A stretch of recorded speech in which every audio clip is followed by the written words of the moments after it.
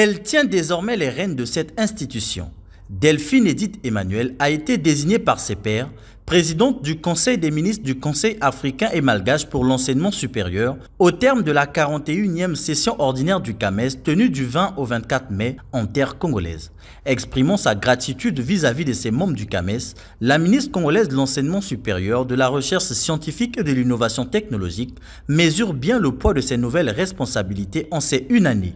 La désignation de la ministre de l'enseignement supérieur, de la recherche scientifique et de l'innovation technologique de la République du Congo atteste à n'en point douter de la confiance que les États membres placent dans la capacité de mon pays, sous l'autorité de Monsieur le Premier ministre, Monsieur Anatole Koliné-Makosso, de poursuivre la marche initiée depuis 1968 par les pères fondateurs de notre institution commune.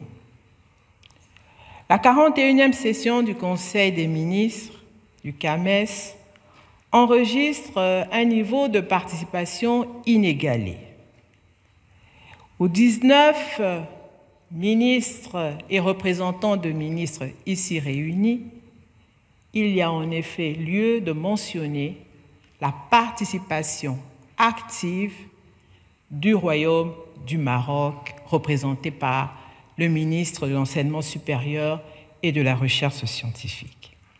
Faire du Conseil africain et malgache pour l'enseignement supérieur un véritable instrument d'intégration académique devrait être parmi les nombreux défis à relever par la nouvelle présidente du Conseil des ministres du CAMES durant son mandat. Les ministres des États membres du CAMES se sont prononcés sur des questions majeures qui les ont conduits à adopter moult décisions, résolutions et recommandations, notamment sur le nouvel organigramme du CAMES, le plan stratégique de développement du CAMES pour la période 2024-2028 et la mise en réseau des écoles doctorales.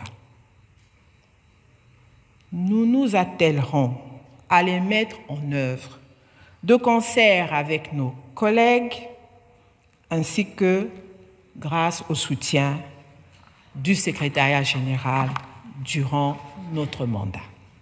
Cette 41e session du Conseil des ministres CAMES a été également marquée par la décoration d'une dizaine de personnalités ayant brillé par la bravoure dans leurs domaines respectifs. Les nouveaux récipiendaires devraient surtout contribuer au rayonnement de la dite institution.